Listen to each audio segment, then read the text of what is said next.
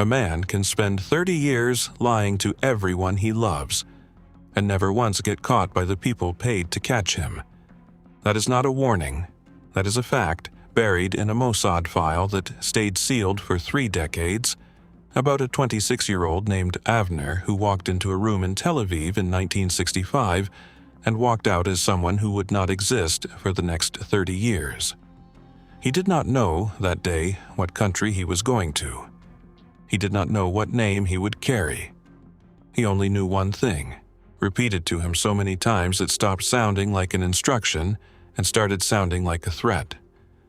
Once you are inside, there is no version of this where you come home early. Before we go further, here is something for you, because you clearly cannot get enough of stories like these. We put together a limited edition ebook, a collection of real operations where a person was built from nothing and buried inside an enemy country for a lifetime. The fabricated childhoods. The families raised on a name that never existed. The men who were called back decades later and found there was almost nothing left of who they used to be. These are the legends that were never meant to reach a public file. If this is the world you cannot look away from, this book is where it lives. Scan the QR code on the screen to grab your copy, or click the link in the description. Then stay with us, because this story is just getting started. Avner was chosen for reasons that had nothing to do with heroism. He had no wife, no children, no parents who would ask questions if he disappeared. He had a face that could belong to 3 different nationalities, and a mind that absorbed new languages the way other people absorbed gossip. In the recruitment file, a single line describes him. Low attachment, high adaptability. It reads less like a compliment and more like an inventory tag, the kind of language a warehouse uses for a part it intends to store for a long time before it ever gets used. He said yes anyway. Nobody who reviewed the file afterward could fully explain why. Some said conviction. Some said a young man with nothing tying him down will always go looking for something heavy enough to hold him in place. The recruiter who first approached him was a man 20 years his senior, a case officer who had spent the early years of the state building networks out of almost nothing, and who had learned, through hard experience, that the best long-term assets were rarely the eager ones. The eager ones burned out, or worse, they wanted to be noticed. Avner asked almost no questions in that first meeting, which is itself what convinced the recruiter to move forward. A man who asks too many questions about a mission with no fixed end date is a man who is imagining a version of himself walking away from it. Avner did not seem to be imagining anything at all. He simply listened, and at the end, he said yes. Whatever it was that made him say yes, the machinery started the moment he did, because men like Avner never signed anything. A verbal agreement, a handshake, and a countdown that had no end date attached to it. For the next year, he stopped being trained as a soldier and started being trained as a ghost. Handwriting drills until his own signature felt like a stranger's. Dream journals, because a man who talks in his sleep in the wrong language is a man who gets his throat cut in a country that is not his own. The training was not glamorous. There were no weapons ranges, no explosives courses, none of the physical drama associated with the operations this channel usually covers. There was, instead, a kind of slow psychological demolition, in which everything that made Avner recognizably himself was identified, cataloged, and quietly dismantled. He was taught to change the way he held a cup of coffee, because a small habitual gesture, repeated enough times in front of the wrong observer, could eventually become a pattern someone noticed. He was taught to forget certain childhood memories deliberately, not by erasing them, but by simply refusing to access them, the way a locked door in a house he no longer lived in. He was also taught something stranger, something none of the instructors ever put plainly into words but that every trainee eventually absorbed on their own. A man who is only pretending to be someone else will, sooner or later, be caught in the gap between the performance and the person underneath it.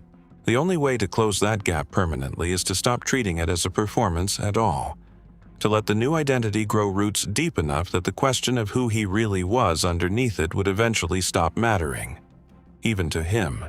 Few trainees understood at 26 what that instruction would actually demand of them decades later. Avner did not understand it either. He simply practiced, day after day, until the practice stopped feeling like practice, and by the time his year of preparation ended, the instructors who had built him could no longer say with certainty how much of the young man in front of them was still the one they had recruited. His handlers gave him one rule that outranked every other rule they ever gave him. If the truth and the cover are ever standing in the same room together, choose the cover. Every single time. Even when it costs you something you can never get back. Nobody told him in 1965 what that cost would eventually look like. Nobody could have. The cost had not been invented yet. It would take 30 years. A wife who trusted him completely, and 2 children who would grow up loving a father who did not technically exist, for the bill to finally come due. He was given a new name before he ever set foot in the country that would become his prison and his home at the same time. We are calling him Klaus Reinhardt, a name built to disappear into a population, unremarkable enough that no one would ever look twice, memorable to no one, suspicious to no one. Behind that name sat a biography that took Mossad's document specialists the better part of a year to construct. A birth certificate from a town whose records office had conveniently burned during the war. Photographs of relatives who were either distant look-alikes or simply staged. Letters, aged by hand, referencing a childhood that had never happened to anyone. The specialists who built that biography worked with a strange kind of craftsmanship, closer to novelists than forgers. They invented a grandfather with a minor limp, a mother who preferred a particular brand of tea, a schoolyard rivalry that had never taken place, small details with no operational value at all, except that a fabricated life without small useless details is instantly recognizable as fabricated. Real lives are cluttered with things that do not matter. A constructed life has to be cluttered too. The target country is left unnamed here, and that is deliberate. What matters is not the flag on the building. What matters is that it was a nation with a long and active hostility toward Israel, a place where a single slip of the tongue could end with Klaus Reinhardt in a cell, or worse, and Avner would simply cease to have ever existed on either side of the border. He was not sent in to steal anything, not at first. He was sent in to do the hardest job in intelligence work, the job nobody makes movies about. He was sent in to be boring, get a job, pay taxes, nod at neighbors over a fence, attend dinners where the conversation never once touched anything that mattered, and mean every word of the small talk. Because a sleeper who performs boredom badly is a sleeper who gets noticed. For the first months in his new country, Klaus Reinhardt did almost nothing that would qualify, in any conventional sense, as espionage. He rented a small apartment. He found modest work at a local firm. He learned the rhythms of a city that was not his own, until those rhythms began, slowly and against his will, to feel like the only rhythms he had ever known. He spent those early evenings alone, practicing small, deliberate acts of ordinariness. He learned the specific way locals folded a newspaper on a crowded train, the particular grumble reserved for late buses, the unwritten rules of a corner shop where regulars were greeted by name and strangers were not. None of it was written into any training manual. It was simply absorbed, the way a language is absorbed by living inside it rather than studying it from a distance. There were quiet failures during this period that never made it into any official report because they were too small to matter, and yet, individually, could have ended everything. A colleague once asked him a casual question about a regional dish from the town on his fabricated birth certificate, and Klaus Reinhardt answered a half-second too slowly, his mind scrambling for a detail that existed nowhere except in a dossier he had memorized months earlier. The colleague noticed nothing. Klaus Reinhardt noticed everything, and carried the memory of that half-second hesitation for years afterward. A private reminder of exactly how thin the membrane between his 2 lives actually was. This is where the first unresolved risk sits. Quiet and almost invisible. The kind of risk that never gets a dramatic scene in a film. A man who has to convincingly live an entire fabricated childhood cannot simply memorize the facts. He has to feel them. And feeling a lie deeply enough to survive on it is a different kind of danger than any gun or border checkpoint. 2 years into his new life, that danger nearly became fatal in the most unglamorous way imaginable. A residency clerk, filing a routine renewal, noticed that one date on Klaus Reinhardt's paperwork did not perfectly match a stamp from a records office 300 kilometers away. It was nothing. A clerical smudge, the kind of inconsistency that happens by the thousands every year in any bureaucracy. But Klaus Reinhardt did not have the luxury of shrugging it off and walking away unafraid. He could not call his handlers. There was no safe channel for a problem this small and this sudden, and even if there had been, the rule he had been given a year earlier came back to him instantly. A sleeper who panics and reaches for help at the first sign of trouble has already failed the mission. He had to solve it alone, with nothing but the life he had built around himself. And the second unresolved risk sat exactly there, in that moment, in a small office in front of a clerk who had no idea she was one signature away from unraveling an Israeli intelligence operation. What he chose to do next, and whether it worked, is not something this script is going to answer yet. What matters right now is only this. A man who had agreed, at 26, to erase himself, was now sitting across from a stranger who could end him with a phone call she did not even know she had the power to make. Somewhere behind him, 30 years away, was a version of this story where a phone rings in a house he has not built yet, calling him back to a life he will have almost forgotten how to answer to. But that phone has not rung yet. Right now, in a small office, with a clerk waiting for an explanation, there is only one question that matters, and it is not whether Klaus Reinhardt will survive the next 30 years. It is whether the man sitting in that chair still remembers how to lie like his life depends on it, because in about 4 seconds, it will. The clerk did not get her call answered with silence. Klaus Reinhardt leaned forward, exhaled like a man mildly embarrassed rather than terrified, and blamed the mismatch on his own family's chaotic paperwork from the town he had never actually been born in. He apologized for wasting her time and brought her a small gift the following week, the kind of gesture that made the whole incident feel less like a security breach and more like an awkward neighbor being neighborly. She corrected the file and forgot about him within the hour. He did not forget. He went home that night and sat in the dark for a long time, not because he feared what almost happened, but because of what he had just learned about himself. He had lied to a stranger without hesitation, and some small, honest part of him had enjoyed how easy it was. That unease followed him longer than he expected. In the weeks after the incident, he found himself replaying the conversation obsessively, not out of fear that the clerk had suspected anything, but out of a colder, quieter question. If lying that fluently had felt that natural, how much of Avner was actually left underneath Klaus Reinhardt? And how would he know if the answer one day became none of him at all? It is tempting to believe that a man who survives his first close call becomes safer with every year that follows, more practiced, more untouchable. The opposite turned out to be true. Each year Klaus Reinhardt lived without incident did not make him more confident. It made the eventual cost heavier, because there was simply more life sitting on top of the lie by the time anything went wrong. A 5-year cover has little to lose. A 20-year cover has a house, a career, and eventually a family standing on it. By his 5th year in place, the social pressure of the life he was performing had created a problem nobody in Tel Aviv had planned for carefully enough. A man his age, unmarried, in a country where that raised quiet questions, was a man who stood out simply by standing still. Mossad's planners argued about it for months, according to those who later touched pieces of the file. An unmarried operative could be extracted quickly, with no one left behind to ask where he had gone. A married operative was safer in plain sight and infinitely harder to ever fully pull out again. There was a third option raised in those planning sessions, one that never left the room.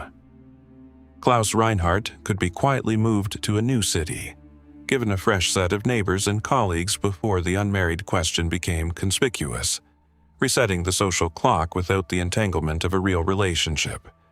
It was rejected for a simple reason. Every move carried its own risk, and a man with an unbroken 30-year residency in one place was, in the long run, safer than a man who kept starting over. The decision that was made is the hidden cost this story has been circling since the beginning, and it is worth sitting with plainly. Klaus Reinhardt would marry, and the woman he married would never, at any point, be told the truth about the man standing next to her. She is not named here, and she will not be. She met him through mutual friends, fell in love with a man who was, by every measure available to her, exactly who he claimed to be, and married him a year later in a small ceremony that drew no attention. What she did not know, standing at that altar, was that she was not simply marrying a man. She was becoming collateral in an intelligence operation she would never be told existed, her entire future quietly annexed by a decision made in a planning room she would never see. There is a particular cruelty in how ordinary the wedding itself was.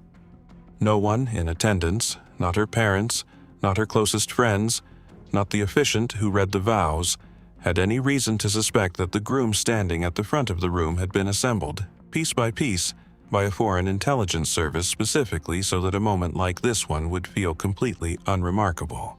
Her family welcomed him with the kind of warmth reserved for someone who has already proven, through years of small consistent gestures, that he belongs. Her father, in particular, grew fond of him in a way that Klaus Reinhardt had not anticipated and did not know how to fully accept, a paternal affection directed at a man who did not, in the strictest sense, exist. He attended family gatherings, remembered birthdays, offered advice on small matters, and every one of those gestures deepened a debt he knew he could never repay honestly. There were moments in the early years of the marriage when he came close to telling her something. Not the whole truth, but some fragment of it, a version softened enough to be survivable. He never did. Each time the impulse rose, he measured it against the rule that had outranked every other rule since 1965, and the rule won, as it always did. This is where the internal fracture begins, and it did not arrive all at once. It arrived slowly, in small moments that Klaus Reinhardt would later be unable to fully separate from Avner's original mission and his own accumulating life.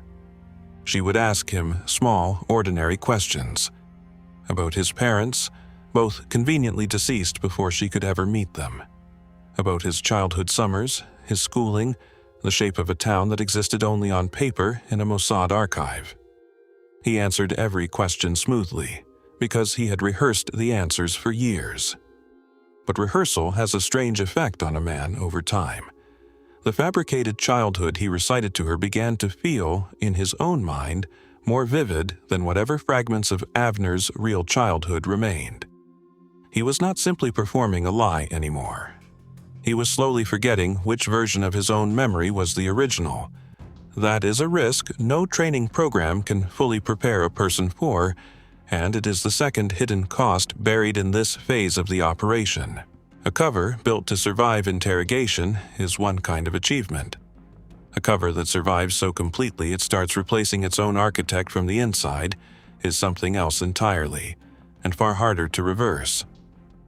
2 children were born into that marriage over the following years.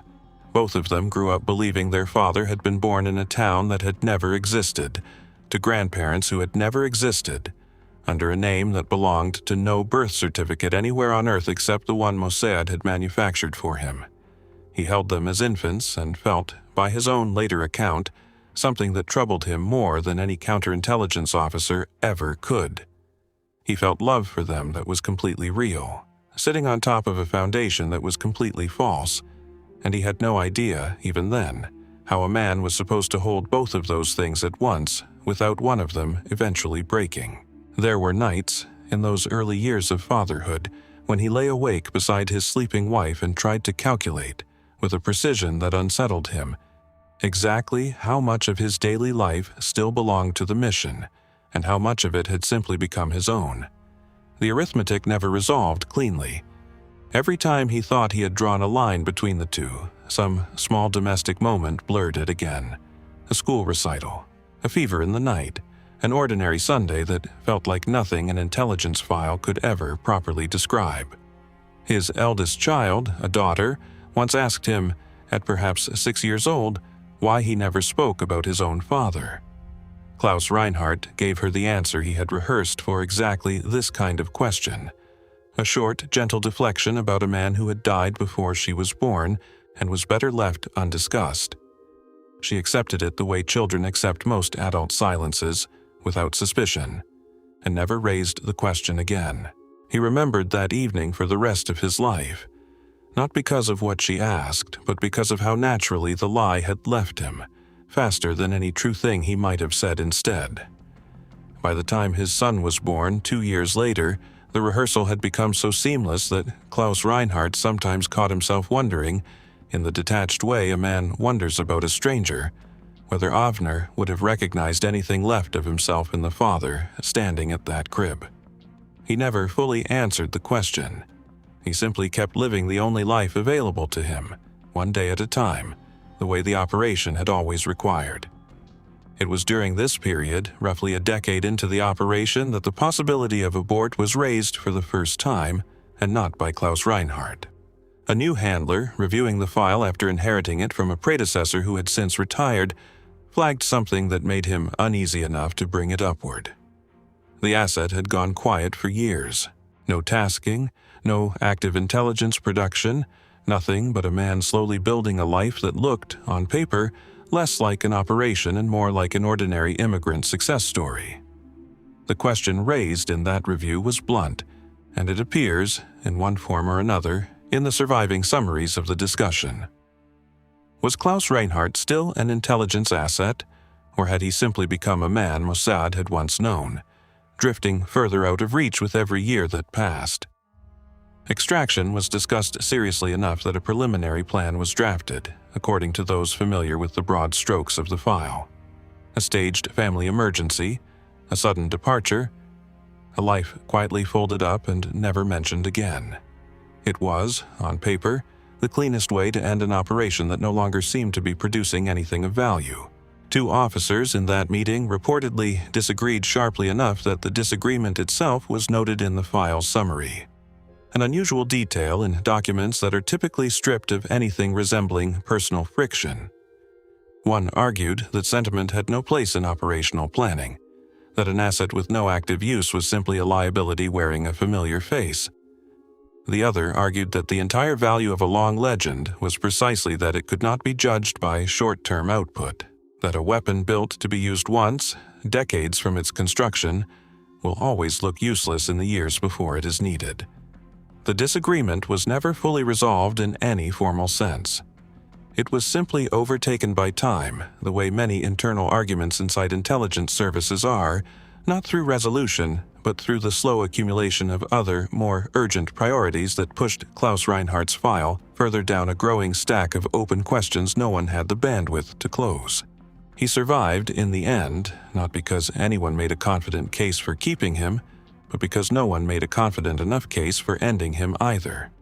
The plan was never executed, and the reasons why remain contested. Some accounts suggest a senior officer argued that an asset embedded this deeply, for this long, was too valuable to discard. Others suggest, more troublingly, that pulling him out had simply become too difficult, tangled in a life too large to unwind cleanly. Klaus Reinhardt was never told how close he came, in that decade, to being erased a second time by the very people who had built him. He continued living exactly as he had, unaware that somewhere in Tel Aviv, a decision had been made about his future without his consent. Up to this point, it has been easy to imagine Klaus Reinhardt as a man in complete control of his own deception, carefully managing a lie he alone was responsible for maintaining. He was never entirely in control of it. His survival depended just as much on decisions made by strangers reviewing a file hundreds of kilometers away. Strangers who could have ended his life as Klaus Reinhardt with a single approved memo, and very nearly did. He built a marriage, raised 2 children, and settled deeper into a life he could not fully claim as his own, all while an aborti order sat, unsigned but seriously considered, in a drawer he would never know existed. And a much larger question was already beginning to take shape, one that had nothing to do with whether he would be pulled out. It had to do with what would happen if he was one day called back in. The years that followed the abort discussion were, in a strange way, the calmest of his entire operational life, precisely because he did not know how close the operation had come to ending. He watched his children grow into adolescence, took on modest promotions at work that widened his circle of acquaintances without ever making him conspicuous, and settled into the particular comfort of a man who believes wrongly that the hardest part of his story is already behind him.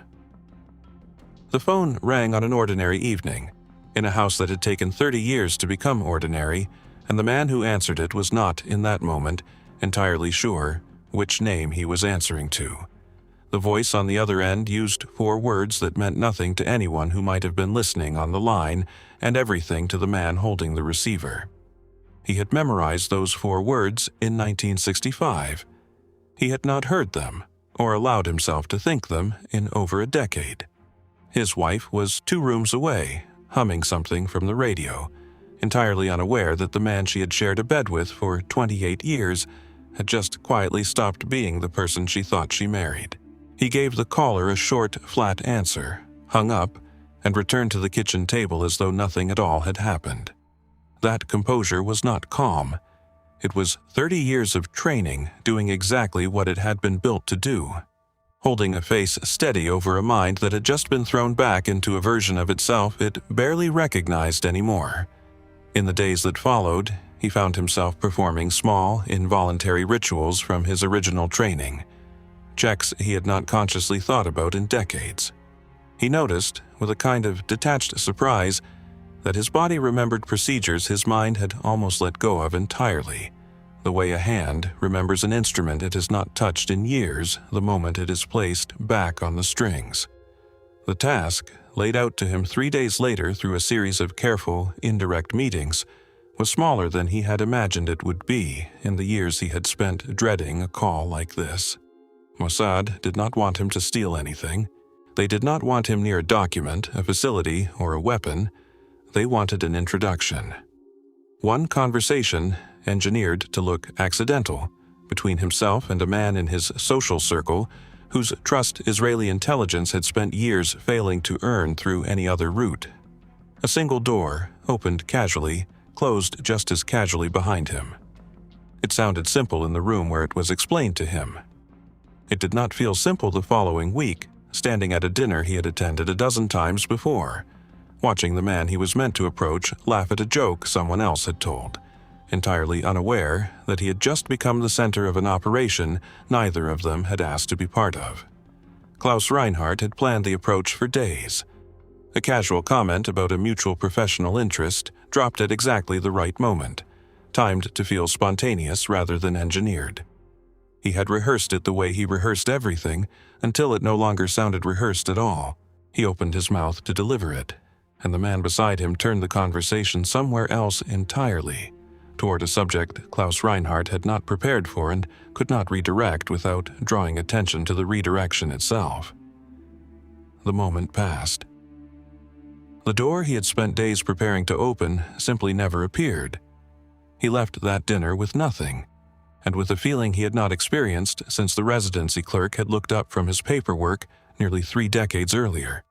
The unpleasant physical certainty that a plan built entirely on careful assumptions had just failed to survive contact with an actual human being who did not know he was supposed to cooperate. For 2 days afterward, he considered calling the whole thing off.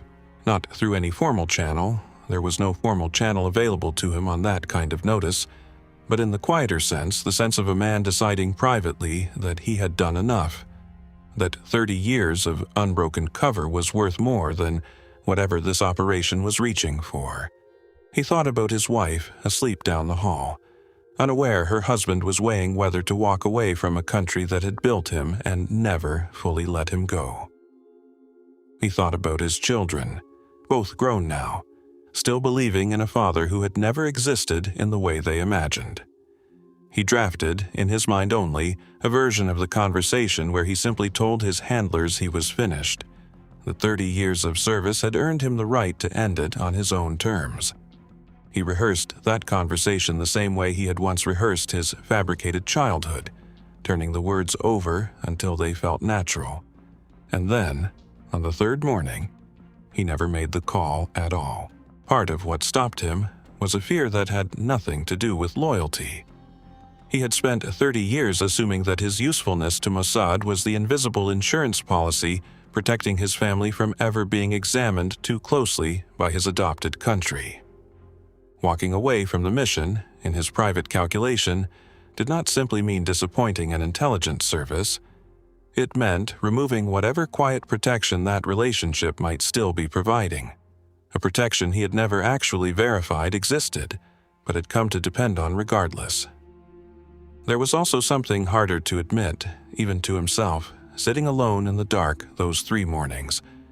A version of him, buried under 30 years of ordinary life, had missed this. Not the danger specifically, but the sense of mattering to something larger than a mortgage and a dinner schedule. A feeling he had not realized he was starving for until the phone rang and reminded him it still existed. He did not call it off. He told himself it was discipline. It may simply have been that after 30 years, he no longer knew how to stop being useful to the people who had made him.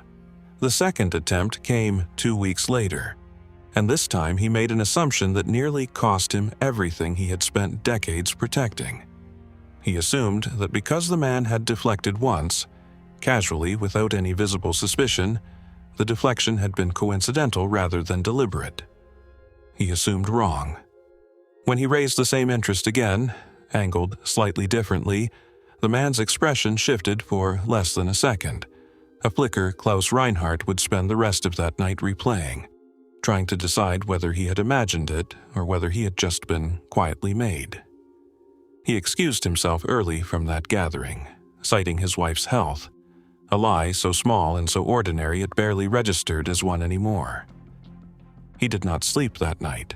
He sat in his car outside his own house for nearly an hour, running through every version of exposure he had ever been trained to expect, none of which had ever quite prepared him for how it would feel at 61 years old, with grandchildren he had not yet met. Nothing happened the following day. No knock at the door, no summons, no shift in how anyone around him behaved.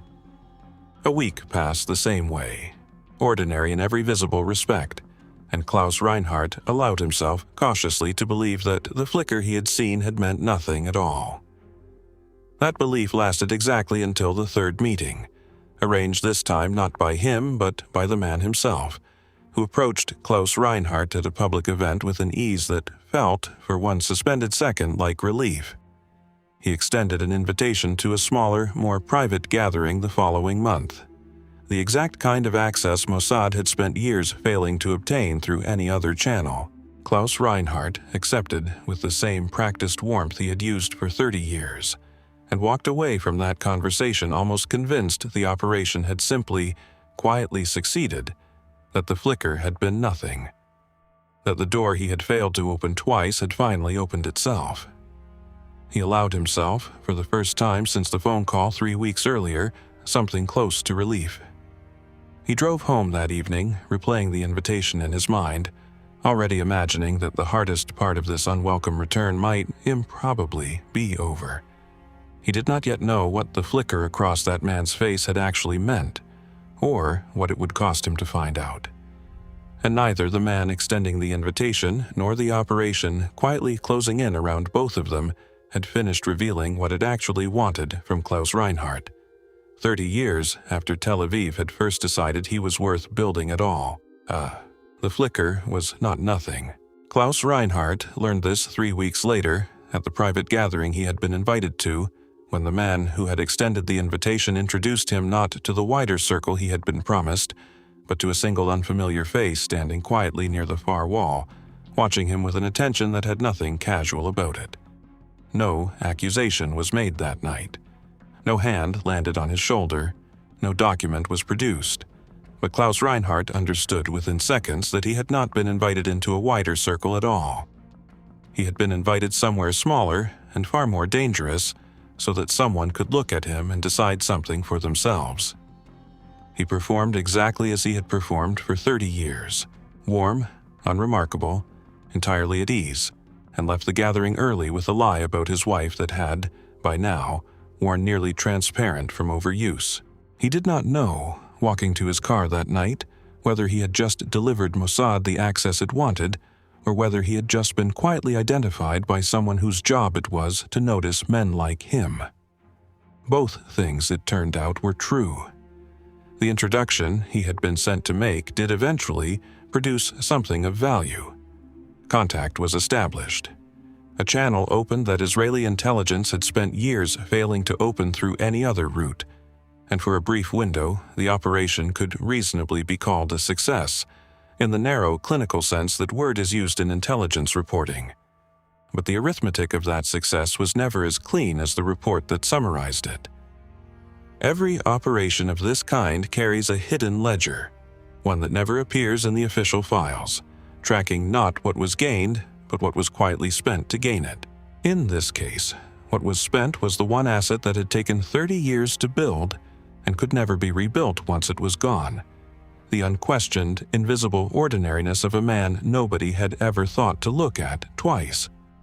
The flicker at that first dinner had not been imagination, and the unfamiliar face at the private gathering had not been coincidence. Within months, quiet inquiries began circulating in places Klaus Reinhardt would never directly witness. Questions about a man who had lived in the country for 30 years, married into a respected family, and never once in 3 decades given anyone a reason to look closely at where he had actually come from. That absence of scrutiny, the very thing that had kept him safe for 30 years, became, in the end, the detail that drew attention. A man with no gaps in his story eventually becomes conspicuous simply for having no gaps at all. He was never arrested. There was no dramatic unraveling, no headline, no trial. What happened instead was slower and, in its way, crueler. Doors that had opened easily for 30 years began, without explanation, to close. A colleague who had once brought him into professional conversations without hesitation began, gradually, to leave him out of them, always with a polite excuse that meant nothing on its own but accumulated, over months, into a pattern impossible to ignore. An old friend stopped returning calls with the same warmth he once had, offering instead the kind of brief, distracted replies people give to someone they are quietly deciding to keep at arm's length. Nothing was ever said to his face. Nothing needed to be. Klaus Reinhardt understood, in the particular silence of people quietly withdrawing from someone they no longer fully trust, that the operation Mossad had sent him to complete had cost him something no extraction plan had ever accounted for. Not his freedom, his place. He spent the following year turning the withdrawal over in his mind, searching for the single misstep that might have caused it, unable to ever fully confirm whether it traced back to the unfamiliar face at the private gathering, or to some smaller, older inconsistency finally catching up to him after 30 years of near misses. The not knowing became its own quiet punishment. A man who had spent a lifetime controlling every variable now left entirely in the dark about the one variable that had finally turned against him. He was never called upon again after that. Whatever value he had once represented to the country that built him had been spent in a single introduction. 3 decades in the making, and there was no version of Klaus Reinhardt left over afterward with enough invisibility to be useful for anything else. His final years of contact with Israel, such as they were, consisted of nothing more than a single confirmation that the operation had been logged as complete, delivered through the same indirect channel that had first reached him 30 years earlier. There was no debrief, no acknowledgement of what the 30 years had cost him personally, only a quiet administrative closure, the kind reserved for a file that has finally stopped requiring anyone's attention. He lived out his remaining years exactly where he had built his life, in the same house, with the same wife who never learned. Not on that night, and not on any night that followed, the true reason her husband grew quieter in the years after that private gathering. She noticed the change. She attributed it, kindly, to age. He never corrected her. There was, by that point, no version of the truth left that would not have cost him everything at once. 30 years of marriage collapsing under the weight of a single honest sentence he was never willing to say out loud. He chose, as he had chosen at every turn since 1965, the cover over the truth, all the way to the end. In his final years, according to the few fragments of his later reflections that made it into the file, he found himself returning, almost against his will, to the memory of the young man who had once sat across from a recruiter in Tel Aviv, certain that erasing himself was a kind of sacrifice he could fully control. He no longer recognized much of that young man by the end. What remained was something closer to a man standing at the edge of two lives, unable to fully claim either one as entirely his own. He kept, tucked in a place his wife never thought to look, a single object from those early months of training. A small item with no intelligence value whatsoever. The kind of thing a man keeps not for what it proves, but for what it lets him privately remember. It was the closest thing he ever allowed himself to a grave marker for Avner, a quiet acknowledgement made to no one, that a version of him had once existed and had, in every meaningful sense, never come home. What the operation permanently cost was not measured in the country he lived in, and not in the intelligence he helped deliver. It was measured in a marriage that remained, until his death, built on a foundation his wife never knew was false, and in a man who spent his final years unable to tell the difference between the life Mossad had built for him and the life he had actually lived. This case did not happen in isolation. It sits inside a much older doctrine, one Mossad and services like it have relied on since the earliest years of the state, the doctrine of the long legend, an operative built not for a single mission, but for a lifetime, sustained by patience measured in decades rather than days, activated only when the cost of waiting finally outweighs the cost of exposure. The cases that built that doctrine were never meant to sit in a public file. Most of them still do not. A handful of them, though, along with the methods used to construct legends like this one, and the outcomes that followed when those legends were finally called upon, are laid out in the operational record below. It walks through how deep cover identities like this one were built from the ground up, the tradecraft behind sustaining a fabricated life across decades, and what happened when operatives who had spent a lifetime disappearing were finally asked to reappear. It is the kind of detail this format cannot fully cover, but the document in the description can. You will find the link in the description below. If a case like this one deserves a full episode of its own, one of the real, documented operations that shaped this same doctrine, say so in the comments below, and tell us which one.